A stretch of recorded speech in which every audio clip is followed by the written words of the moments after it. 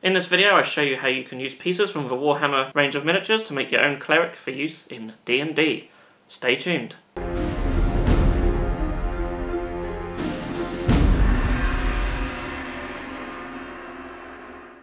Hello, this is Craig from Bitzbox.co.uk, and in this video I'm going to be showing you my Human Cleric that I am going to be using in a future campaign for Dungeons & Dragons. Hopefully we'll even do some of that on the channel, so stay tuned for that in the near future. If you are new to this channel and you like all things miniature wargaming, such as battle reports, paint tutorials, conversion videos such as this one, and if you haven't subscribed yet, then please do hit that button down below and you can ring that bell icon so you never miss a thing. So yeah, this miniature is one that I've recently converted. He can be used not only as a cleric in D&D, you could use him as a free guild wizard, or even just a wizard, sorcerer, or anything in D&D. So yeah, sit back and enjoy. So here is my Human Cleric Miniature. So his name is Caius. I don't have no surname for him yet, so if you have any suggestions for a surname then please do leave a comment below. I did ask that question on our Instagram feed and got a couple of serious replies. Most of them weren't too serious. I had 3 people say Kenobi. That might be due to his sort of Ewan McGregor looking head there. I don't know. And the head itself is from one of the Stormcaster Tales kits. I believe it's a Sequitor's. I will put links down in the description below for all the bits that I've used on this build. His body is actually from the Excelsior War Priest from Silver Tower, the Warhammer Quest box game. That particular miniature is not actually available anymore, however you can find quite a few on eBay, and they're not actually that expensive. I think I paid about £6 for mine, which is very cheap for any Citadel miniature by GW. That's who he's based off, so essentially what I've done, bring him slightly closer if the camera wants to focus, I've chopped off all his little bits that are on there. I didn't glue on his head. There was some other little sort of tassely bits like this which I've cut off as well. Also cut off his left arm completely and chopped down his right arm. So where do we start? Let's start with his weapon.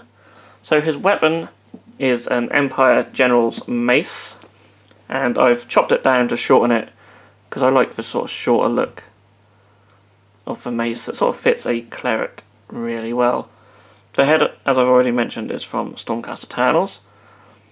This little shoulder pad is actually from the Necromunda Goliath. I think that's the only thing what's not a Warhammer Fantasy piece, but obviously still a GW piece.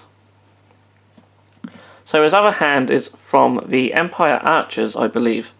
And the hand originally is facing the palm downwards, but I've chopped it off at the wrist and then turned it round so the hand is out flat like that, and he's meant to be sort of casting sacred flames, so a little bit of fire coming out of his hand, and the flames are actually some hair, which I believe were from the Dark Riders and Doomfire Warlocks box set. Again, links will be in the description below for all of these, and yeah, that's just like the tip of some hair, which I thought worked really well. As you can see, there's little bits of green stuff just on his wrists, on both arms, just to neaten up where I've cut them off. We also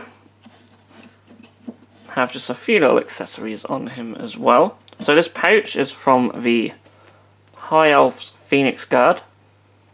I don't know what they're called these days. I think they're still called Phoenix Guard.